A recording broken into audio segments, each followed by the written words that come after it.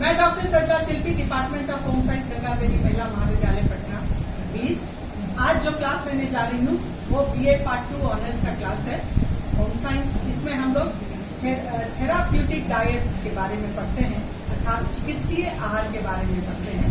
और जब हम साधारण भोजन को रोगावस्था के अनुसार सुधार कर शीघ्र रोग विमुक्ति के लिए भोजन को एक कारक के रूप में प्रयोग में लाने का कार्य करते हैं, इसको हम लोग डाइट थेरापी या रोगावस्था के लिए आहार या डायटेटिक्स या चिकित्सीय आहार या मॉडिफाइड डाइट या परिवर्तित आहार कहते हैं। जैसा परिवर्तित और मॉडिफाइड शब्द से पता चलता है, जिसमें संतुलित भोजन को रोग के अनुसार परिवर्तित कर जब हम भोजन देते हैं तो वही भोजन जो है चिकित्सीय आहार कहलाता है या परिवर्तित आहार कहलाता है। यह इसलिए भी आवश्यक है कि विभिन्न रोगों में विभिन्न पोषक तत्वों की मात्रा में कमी या बढ़ोतरी की जाती है, क्योंकि उपापचय की क्रिया में परिवर्तन आ जाता है। जैसे मधुमेह की अवस्था में कार्बोज का पाचन सही ढंग से नहीं हो पाता है, गुर्दे की बीमारी में नमक का निष्कासन की क्षमता का ह्रास हो जाता है। अतः साधारण भोजन में कई परिवर्तन करके बीमारी की स्थिति के अनुसार सुधार लाया जा सकता है। और कई बार देखा गया है कि बीमारी में भोजन में सुधार लाकर बीमारी को हम लोग कई हद तक अंकुश में ला पाते हैं। जो स्थिति हम लोग जो भोजन हम लोग तैयार कर सकते हैं वो है बिना मसाले व असुगंधित फीका या ब्लैंड डाइट, उच्च रेशेदार भोजन या अल्प रेशेदार आहार, हाई फाइबर लो फाइबर डाइट, उच्च प्रोटीन या निम्न प्रोटीन का भोजन, उसी तरह से उच्च वसा निम्न वसा का भोजन, उच्च कार्बोज और निम्न कार्बोज का भोजन, और अंतिम है सोडियम या प्यूरिन रहित भोजन।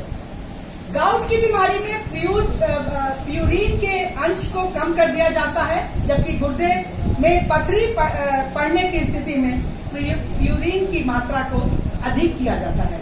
भोजन द्वारा उपचार के उद्देश्य बीमारी की स्थिति में भी उच्च पोषक स्तर को बनाए रखना सबसे पहला हमारा कर्तव्य होता है या आहार चिकित्सक का कर्तव्य होता है।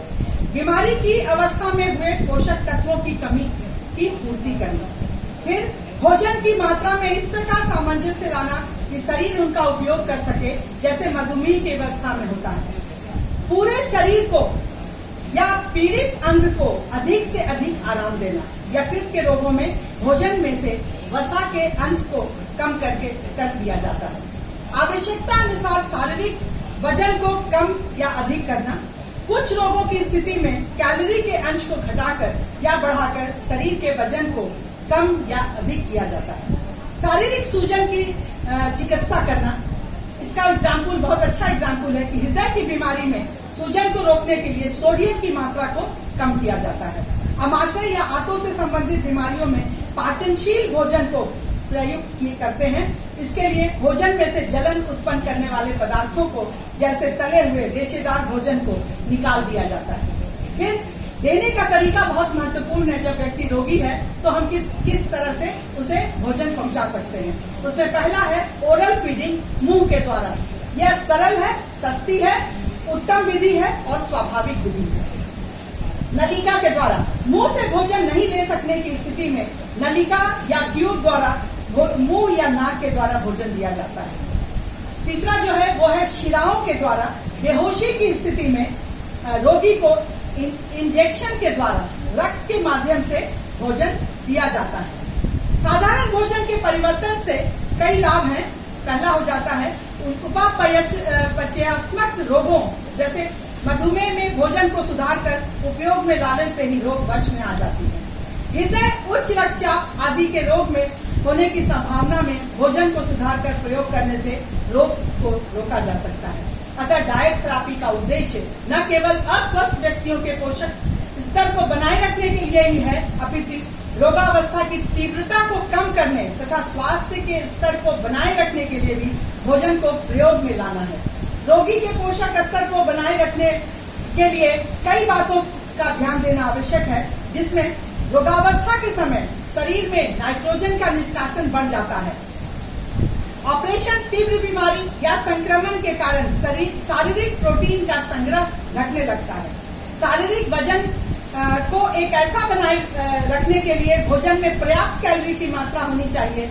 जैसे मोटापा, मधुमेह, हृदय की बीमारी आदि की स्थिति में कैलोरी की कम मात्रा को लेना आवश्यक होता है और इस स्थिति में विटामिन बी कॉम्प्लेक्स की भी आवश्यकता पड़ती है। रोगी में विद्यमान पोषक तत्व न्यूनता जन्य बीमारियों की चिकित्सा करना भी आवश्यक है। रोगावस्था के समय भोजन का पाचन व शोषण ठीक से नहीं हो पाता तथा शरीर में कुछ पोषक तत्वों का नाश हो जाता है तथा कुछ का अधिक निकास हो जाता है, जिससे पोषक तत्व न्यूनता जन्य रोग पैदा कर सकते हैं। कमी से न्यूनता जन्य रोग पैदा होते हैं। सुधारा हुआ भोजन रोगी के दैनिक भोजन के नमूनों के अनुरूप होना चाहिए। भोजन की प्राप्ति व अप्राप्ति, रोगी की पसंद या नापसंद तथा आर्थिक स्तर आदि को ध्यान में रखकर भोजन में परिवर्तन लाना चाहिए। रोगी के संपूर्ण व्यक्तित्व, संवेगात्मक, आर्थिक तथा सामाजिक स्तर की ओर भी ध्यान देना चाहिए। अब इम्पोर्टेंट है कि डाइट थेरापी के सिद्धांत क्या है, प्रिंसिपल्स ऑफ डाइट थेरापी। रोग की दशा क्या है, सबसे पहला ये बहुत महत्वपूर्ण है। आहार चिकित्सक का यह परम कर्तव्य होता है कि वह डॉक्टर द्वारा बताए हुए भोजन के बारे में यह बताए कि उसे कौन कौन से भोज्य पदार्थ खाने हैं, किस विधि से बनाने हैं तथा किस प्रकार परोसना है। भोजन की योजना बनाते समय आहार चिकित्सक को चाहिए कि वह रोग की अवधि को ज्ञात कर ले। जिंदगी भर चलने वाली बीमारियों के लिए आहार का आयोजन अधिक बंधा हुआ नहीं होना चाहिए। प्रोटीन की मात्रा को बढ़ाकर या सोडियम को कम करके, भोजन के परिणाम को तंतु वाले अंश को कम कर या अधिक करके, हाई और लो फाइबर डाइट। भोजन में मसाले, सुगंधी मिर्च आदि को पूर्णतः वर्जित करके ब्लैंड डाइट। एलर्जी की स्थिति में विशेष भोज्य पदार्थों को भोजन से बिल्कुल हटाकर या वर्जित कर और भोजन के मध्यांतर को बदलकर। अब हम लोग सॉफ्ट डाइट के बारे में थोड़ा जान लेते हैं। नर्म भोजन बिना दांत वाले रोगियों के लिए बहुत उपयोगी है। शल्य चिकित्सा के पहले तथा पाचन संस्थान की अव्यवस्था के समय भी हम लोग नरम भोजन देते हैं। नरम भोजन डबल रोटी, पकी तथा कुचली सब्जी, फल, केले, संतरे, अंगूर तथा आलू बुखारा, मेवे, सूखे फल आदि को पीसकर कस्टर्ड, पुडिंग आदि में देकर दिया जा सकता है।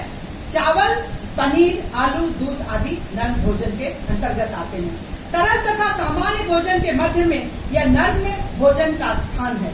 संक्रमण के समय इसको अधिक प्रयोग में लाते हैं। लिक्विड डाइट, ठोस भोजन न कर सकने वाले रोगियों के लिए तरल भोजन उपयोगी होता है। शल्य चिकित्सा के बाद भी तुरंत भोजन ही दिया जाता है। यह दो प्रकार का होता है, आंशिक तरल और पूर्ण तरल आहार। आंशिक तरल आहार है तीव्र बीमारी या शल्य चिकित्सा के फलस्वरूप जब रोगी भोजन नहीं ले पाते हैं, उसे भूख नहीं लगती हो, उल्टी, जी मचलाना, पेट का फूल जाना, अतिसार का होना आदि लक्षण उत्पन्न हुए हैं, तो उसे तरल भोजन देना चाहिए। प्रारंभ में 1 घंटे में 30 से 60 मिलीलीटर से अधिक तरल भोजन नहीं देना चाहिए। पूर्ण तरल आहार, रोगी की अत्यंत तीव्र स्थिति हो या उसे आहार चबाने निगलने में कठिनाई हो तो उसे पूर्ण तरल आहार दिया जाता है। सोडा वाटर, कॉफी, कोको, चाय, फलों के रस, जूस, सब्जियों का सूप आदि दिया जा सकता है। ट्यूब द्वारा आहार पहुंचाना, नरम या तरल भोजन भी नहीं ले सकने वाला रोगी की पोषण संबंधी आवश्यकताओं की पूर्ति नलिका द्वारा भोजन देकर पूर्ण की जाती है। पैरालिसिस, मुंह में या गले में घाव हो जाने के कारण रोगी को शिराओं के माध्यम से इंजेक्शन के द्वारा इंट्रावेनस फीडिंग दिया जाता है। तरल पदार्थ जिसमें ग्लूकोज, एमिनो एसिड, नमक, विटामिन सम्मिलित है, रोगी को रक्त के माध्यम से इंजेक्शन के द्वारा पहुंचाया जाता है।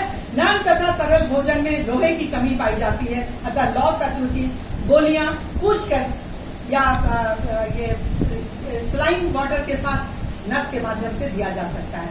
नसिका द्वारा भोजन खिलाने के लिए नरम रबड़ की नलिका की जरूरत पड़ती है और यह विशेष तकनीकी जानकार तकनीशियन के द्वारा करना चाहिए। धन्यवाद।